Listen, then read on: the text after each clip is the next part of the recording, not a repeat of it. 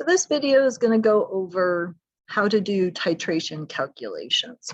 So this is the problem given in your packet. H2SO4 plus 2 NaOH produces 2 waters and Na2SO4. And really the only purpose of it is we want to see what the relationship is between H and OH. So in these types of problems, you're going to be given one known and one unknown. So I have 50 mils of H2SO4, 2 molar NaOH, and 25 mils of NaOH. So the NaOH, I have 2 bits of data. So I actually put it underneath. So I write 2 molar, and I have 25 mils of that, just to kind of organize my information. I don't have a molarity for my H2SO4, but I do have a volume. Okay. So there's going to be 3 steps to these types of problems. Step 1, you're going to convert to moles of base because I have 2 bits of information about the base. Then I'm going to convert to moles of acid using the 1-to-2 relationship in the balanced chemical equation. And then I'm going to find the molarity of the H2SO4. So converting to moles of base, I'm going to kind of do things a little bit differently here. I'm going to take 2 molar. That's moles per liter. So 2 moles per liter, and I'm going to multiply it by my liters. So I'm going to convert the milliliters to liters by moving the decimal 3 over. So I'm going to multiply it by 0.025 liters. And when you do that, the liters cancel and you'll be left with moles. So it's a little different than what we've been doing before, but it's a little faster, 0.050 moles of NaOH. Second step, you have to use the balanced equation. So very similar to like stoichiometry. So I am going to say I have 0.05 moles of NaOH. I want to know how many moles of H2SO4 I have. So I'm going to use the relationship. I have a 2 moles, 2 in front of the NaOH, and 1 mole in front of the H2SO4. Okay. So it's a 2-to-1 relationship. But what's always tricky is, do I have to multiply by 2 or do I have to divide by 2? So 2 times x is equal to 0.05, so I'm dividing by 2.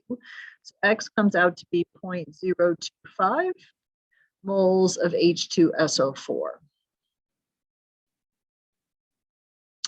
And then the last step is to find the molarity of the unknown. So that is the H2SO4. So molarity is moles over liters, moles over liters. So 0.025 moles. And then I had a milliliter, so I convert that to liters. So move the decimal 3 over, so I get 0.05 liters. And then I divide those 2 to get my molarity. So I get 0.50 big M is my molarity of H2SO4. So again, first step, take whatever's given, the molarity and the volume of whatever it is, find the moles, use the balanced equation to find the other, and then figure out what the molarity happens to be. All right, so go to the next problem. This is calcium hydroxide and 2 HCls.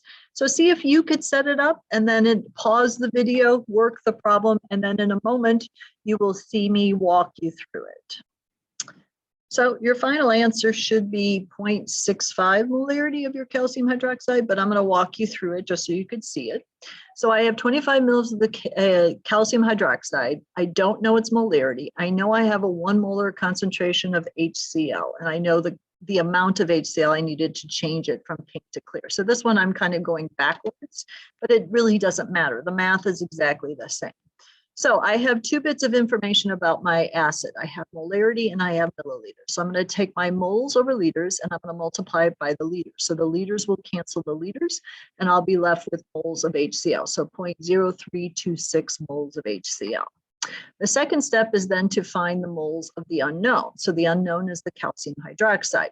So I have to use the balanced chemical equation. There's a 2 in front of the HCl and a 1 in front of the calcium hydroxide. So I set up my moles of HCl over my X, doesn't matter which way, and 2 moles over 1 mole. So that's where you find the moles of calcium hydroxide.